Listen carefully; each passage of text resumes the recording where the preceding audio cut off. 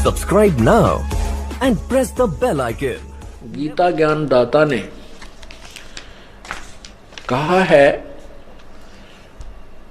कि तत्वदर्शी संत कैसा है, वो क्या विशेषण है उसके। और फिर जब तत्वदर्शी संत मिल जावे, तत्व ज्ञान तुझे हो जावे, उस तत्व ज्ञान से पूर्ण रूप से समझकर उसके पश्चात उस परम पद, उस परमेश्वर के परम पद की खोज करनी चाहिए, उस सतलोक की, के जहां जाने के बाद फिर साधक कभी जन्म मृत्यु में नहीं आता।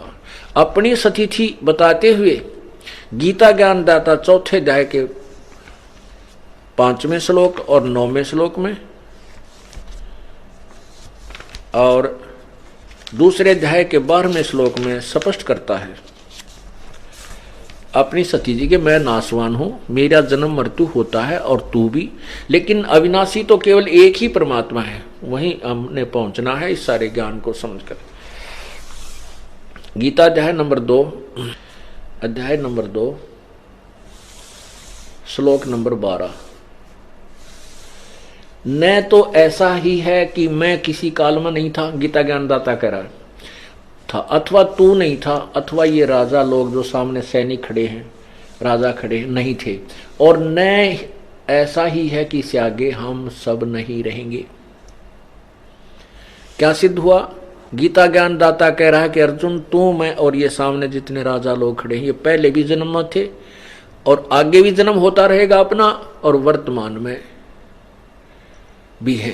हम अपना, तेरा, मेरा और इन सभी का जन्म मृत्यु सदा बना रहेगा, हम अविनाशी नहीं हैं। चौथे अध्याय, अब इसी दूसरे अध्याय के 17वें श्लोक में कहा है, दूसरे अध्याय का 17वें श्लोक में कहा है कि नाश रहित तो उसको जान जिससे ये संपूर्ण जगत दृश्य वर्ग व्याप्त है, अर्थात जिसने सारे संसार को रचा है। इस अविनाशी का विनाश करने में कोई समर्थ नहीं है, अर्थात कोई और है जो अविनाशी है, गीता ज्ञान दाता से भिन्न है। अब गीता अध्याय नंबर 4 के अब श्लोक नंबर 5 को देखें और 9 को देखें। गीता अध्याय नंबर 4 और ये 5वां श्लोक है। इस 5वें श्लोक का यहां अर्थ है, हे परंतम अर्जुन, मेरे और तेरे बहुत से जन्म हो चुके हैं, उन सब को तू नहीं जानता, मैं जानता हूं। अब 9वें में क्या कहा है? ये 9वें में, हे अर्जुन, मेरे जन्म और कर्म दिव्य अर्थात निर्मल और अलौकिक हैं, दिव्य हैं। इस प्रकार जो मनुष्य तत्व से जान लेता है, वह शरीर को त्याग कर फिर जन्म को प्राप्त नहीं होता, मुझे प्राप्त होता है। ये तो इन अनुवादकर्ताओं की नालायकी है।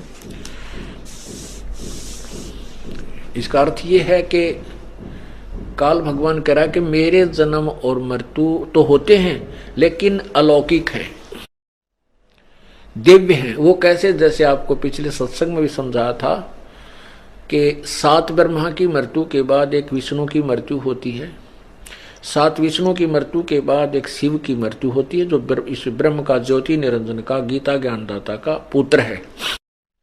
ये 3 पुत्र हैं, तीनों की ऐसी ऐसी आयु का अंतर है। तो 70,000 जब ये काल के पुत्र शिव मर जाते हैं, तो एक सदाशिव अर्थात ब्रह्मलोक में रहने वाला ये काल अपना शरीर छोड़ देता और एक ब्रह्मांड का नाश हो जाता है। और ये एक युग होता है परब्रह्म का, अक्षर पुरुष का। जैसे ब्रह्मा का एक दिन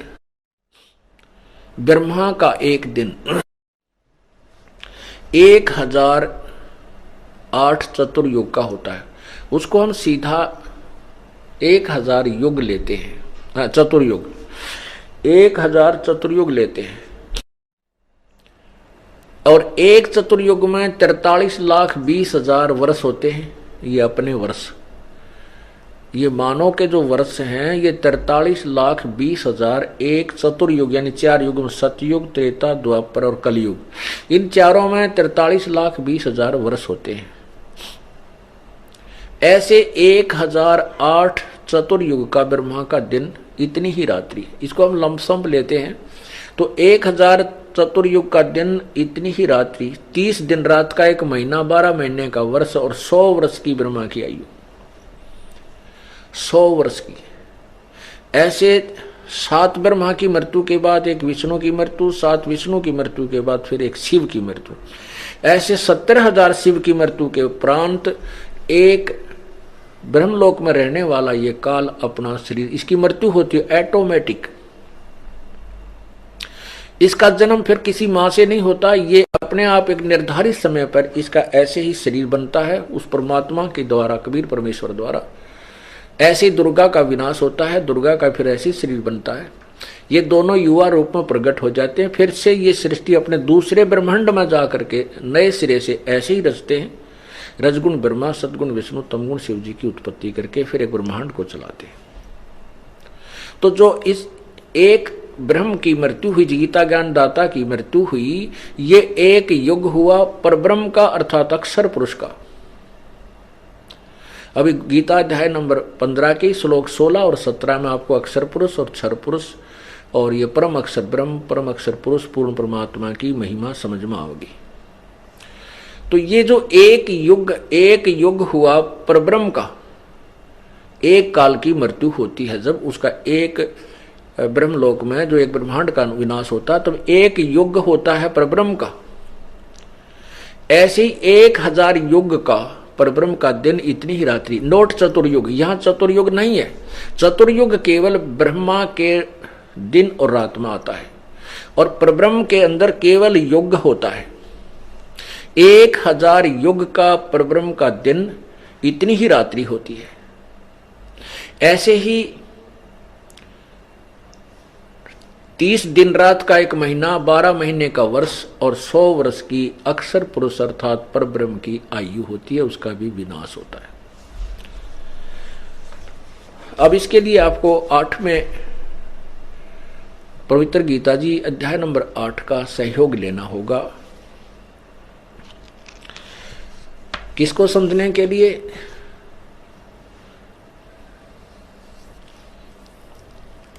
ब्रह्म अक्षर पुरुष और परम अक्षर पुरुष, परम अक्षर ब्रह्म की सतिथि को समझने के लिए गीता अध्याय नंबर 8 के 7 के मंत्र श्लोक नंबर 29 में कहा है कि हे अर्जुन, जो इस पूर्ण अखिल यानी पूर्ण ज्ञान को समझ लेता, तत्व ज्ञान को समझने के बाद फिर सभी आध्यात्मिक ज्ञान से परिचित हो जाता है और वो उस तत्ब्रह्म यानी उस परमात्मा को समझकर, तत्ब्रह्म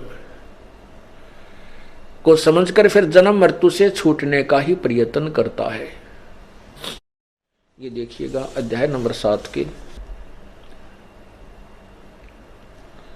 ये श्लोक नंबर 29।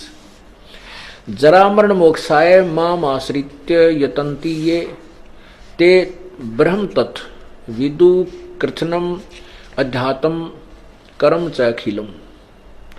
इसका क्या अर्थ है कि ये अनुवाद किया इन्होंने, जो मेरे शरण होकर, भावार्थ ये कि गीता ज्ञान दाता कह रहा है कि मैं जो ज्ञान दे रहा हूं इसके आश्रित होकर के, यानी तत्वदर्शी संत से मिलने के बाद जरा मरण मोक्षाय छूट, जरा और मरण से छूटने के लिए यत्न करते हैं वे पुरुष, वो साधक, तत्व ब्रह्म, तत्व माने उस, ब्रह्म माने परमात्मा को, इस तत्व माने उस ब्रह्म को और संपूर्ण अध्यात्म को तथा संपूर्ण कर्मों को जानते हैं। इसमें स्पष्ट कर दिया कि जो तत्ब्रह्म को मेरे इस ज्ञान को आश्रित कर लें, जैसे मैं बता रहा हूं चौथे अध्याय के 34वें श्लोक में कि उस तत्व ज्ञान को तत्वदर्शी संतों के पास जाकर समझ, जो मेरे इस ज्ञान का आसरा लेकर तत्वदर्शी संतों के पास पहुंच जाते हैं और फिर पूरे संपूर्ण अध्यात्म ज्ञान से परिचित हो जाते हैं, तो उस तत्ब्रह्म को जान कर, तत्ब्रह्म कौन है ये 8वें अध्याय के प्रथम और तीसरे मंत्र में स्पष्ट होगा। उन सबको जानकर फिर वो जन्म मृत्यु से ही छूटने का प्रयत्न करते, यहां की किसी वस्तु की इच्छा नहीं करते। ये देखना 8वां अध्याय अथ 8वां अध्याय प्रथम अध्याय में कृष्ण अर्जुन ने पूछा कि हे पुरुषोत्तम किम तत्ब्रह्म, पुरुषोत्तम तत्ब्रह्म किम, हे पुरुषोत्तम वह ब्रह्म क्या है, तत्ब्रह्म क्या है, अध्यात्म क्या है, कर्म क्या है। तो इसका तीसरे में उत्तर दिया है गीता ज्ञान दाता ने। इस तीसरे में उत्तर दिया है परम अक्षर ब्रह्म है, परम अक्षर ब्रह्म है। अब हम इसी का आपको दिखाते हैं 8वें अध्याय के 16वें श्लोक में। 8वां अध्याय 16वें श्लोक में लिखा है कि आप ब्रह्म भोनाथ लोका पुनर्वर्ती न अर्जुन माम उपेतु कौनते पुनर्जन्म न विद्यते। इसका अर्थ ये है कि ब्रह्मलोक तक सभी लोग विनाश में आते हैं, पुनर्वृत्ति होती है, जन्म मृत्यु होता है, और मेरे माम उपेत मुझे प्राप्त होकर भी कुंते पुनर्जन्म है। न विद्यते का अर्थ यहां पर इन्होंने किया है कि जो नहीं जानते, इसका अर्थ होना चाहिए न विदित, जो इस बात से परिचित नहीं है वो मुझे प्राप्त होकर भी जन्म मृत्यु में ही रहते हैं। इन्होंने क्या किया है, अर्जुन ब्रह्मलोक पर्यंत सब लोग पुनर्वर्ती में हैं। हमने सिर्फ इतना ही देखना है कि ब्रह्मलोक तक भी नाश होता है। ब्रह्मलोक तक नाश होता है तो पूरा ब्रह्मांड विनाश में आता है। अब यहां 17वें अध्याय में देखो ना, अध्याय नंबर 8 के मंत्र नंबर 17 में स्पष्ट किया है कि सहस्र युग पर्यंत अह यत ब्रह्मणे विदु ब्रह्मणे, और रात्रि में युग सहस्त्रांतम ताम ते और रात्रि विद्यजना। इसमें कहीं चतुर्युग नहीं है। सहस्र युग माने 1000 युग, इसमें चतुर्युग नहीं है, केवल सहस्र 1000 युग है। इन्होंने ब्राह्मण का अर्थ ब्रह्मा कर दिया, नहीं, ब्राह्मण का ब्रह्मण होता है बड़ा भगवान। जैसे ब्रह्म से नेक्स्ट जो भगवान है, ब्रह्म से जो बड़ा है, इसके दो, क्योंकि कुछ ऐसे शब्द होते हैं जो उसके सेंटेंस से ही समझ में आते हैं। तो यहाँ जो सेंटेंस बनता है कि जो ब्रह्म से नेक्स्ट जो परमात्मा बड़ा भगवान है वो ब्रह्म है, उसका एक दिन, क्योंकि पूर्ण ब्रह्म का तो दिन रात का मतलब है नहीं, उसके वहां तो कोई दिन रात है नहीं, उसकी तो आयु से संबंध ही नहीं है। आयु जहां तक चल रही है, जिसका समय निर्धारित है, वो ब्रह्म और परब्रह्म तक ही और नीचे के देवताओं का ही है और हम मनुष्यों का। तो इससे ये निष्कर्ष निकल, ये ऐसे सुलझते हैं ये अर्थ। तो ये परब्रह्म का एक दिन 1000 युग का है, नोट चतुर्युग। इन बातों से हम निष्कर्ष निकालेंगे, क्योंकि गीता एक बहुत ही पवित्र सदग्रंथ है और इसमें बहुत ही गूढ़ ज्ञान है, और इस गूढ़ ज्ञान को समझने के लिए तत्वदर्शी संत की ही आवश्यकता पड़ती है, और बाकी इसका अनुवाद नहीं कर सकते। ठीक है, शब्दों का अनर्थ करके चाहे वो किसी तरह गढ़ दिया इन्होंने, और अभी तक जनसाधारण को मूर्ख भी खूब बना लिया, क्योंकि जनसाधारण को स्वयं ज्ञान नहीं था। अब टीचर गलत पढ़ाता है तो विद्यार्थी क्या समझे, 1 2 20 100 1000 लाख टीचर ही गलत पढ़ा रहे हैं किसी अध्याय को, तो विद्यार्थी सेट हो जाती है, चाहे वो भले ही गलत है।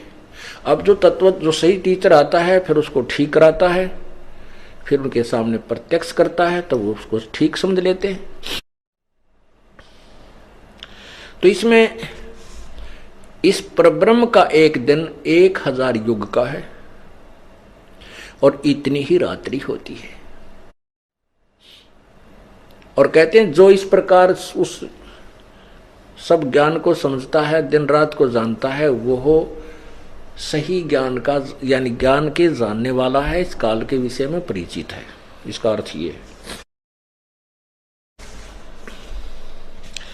अब हम 15वें अध्याय पाते हैं और उसी प्रकरण पर आते हैं कि भगवान किसे कहते हैं। 15वें अध्याय का आपने 4था श्लोक पढ़ा और उसमें गीता ज्ञान दाता भी स्वयं कह रहा है कि उस तत्व ज्ञान की प्राप्ति के पश्चात उस परम पद, उस परमेश्वर के परम पद की खोज करनी चाहिए, जहां जाने के बाद फिर जन्म मृत्यु कभी नहीं होती, वो अविनाशी हो जाता है, उसका पूर्ण मोक्ष होता है। और यही गीता अध्याय नंबर 18 के श्लोक 46 और 62 में स्पष्ट किया है।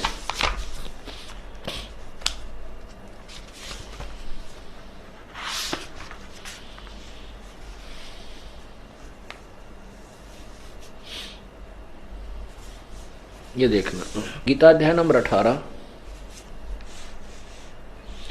इसके 46 में कहा है कि जिस परमेश्वर से संपूर्ण प्राणियों की उत्पत्ति हुई है और जिससे यह समस्त जगत व्याप्त है,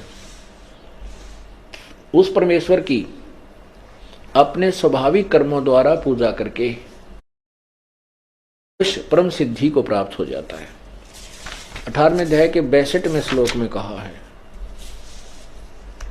यह स्वाभाविक कर्मों का तात्पर्य है कि जैसे भी चारों वर्णों के अपने अपने डिवाइडेड कर्म हैं, जॉब हैं, उनको करते हुए, जैसे ब्राह्मण, क्षत्रिय, वैश्य और शूद्र के उन स्वाभाविक काम अपने काम करते करते कर्म योगी होकर के आप उस परमात्मा को प्राप्त कर सकते हैं। ये देखना गीता अध्याय नंबर 18 का ये 62 में कहा है कि हे भारत, सब प्रकार से उस परमेश्वर की शरण में जा, उस परमात्मा की कृपा से ही तू परम शांति को तथा सनातन परम धाम को प्राप्त होगा। शाश्वतम स्थानम, सदा रहने वाले स्थान यानी सत्यलोक को प्राप्त होगा। अब फिर आइए 15वें अध्याय का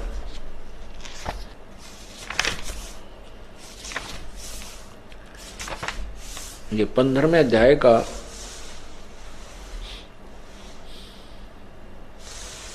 और ये 16वां श्लोक है। दिवौ इमौ पुरुष लोके क्षर च अक्षर एवं च क्षर सर्वाणी भूतानि कटुस्थ अक्षर उच्यते। अनुवाद इसका किया है कि इस संसार में नाशवान और विनाशी भी ये दो प्रकार के पुरुष हैं। पुरुष माने प्रभु, स्वामी, भगवान कहो, लेकिन इसका जो परिभाषा हम आपको समझाने चले हैं प्रभु की, अब यहाँ प्रारंभ होती है। अभी तक ये इसकी भूमिका बनी है। अब देखना, इस संसार में नाशवान और विनाशी भी ये दो प्रकार के पुरुष यानी प्रभु हैं।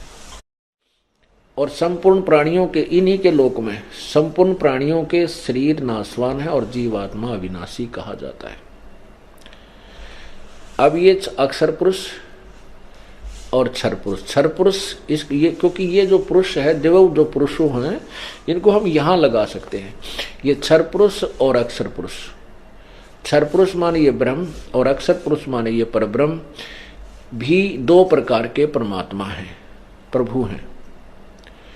और इनके लोकों में सभी प्राणियों तो शरीर के नाशवान हैं और जीवात्मा अविनाशी कहा। तो जैसे अभी आपने परब्रह्म की भी आयु की सीमा देखी और ब्रह्म की भी। जब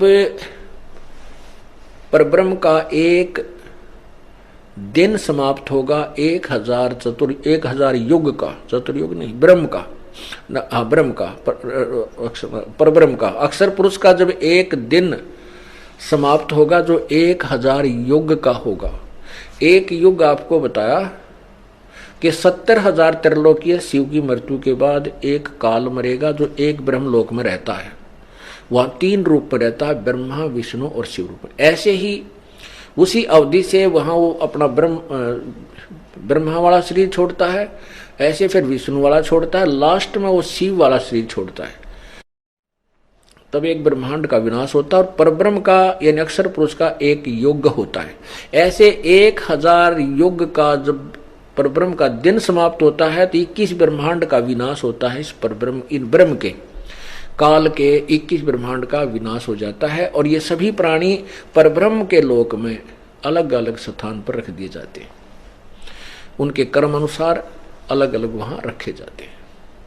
और जब उसका फिर रात्रि समाप्त हो जाती है, पुनः दिन प्रारंभ होता है, फिर दुर्गा और काल ऐसे ही उत्पन्न होते हैं। फिर उनके कर्म अनुसार वो सभी जीव नीचे भेज दिए जाते हैं और वो कर्म अनुसार उनकी फिर उत्पत्ति वहीं काल और दुर्गा और उससे होती रहती है।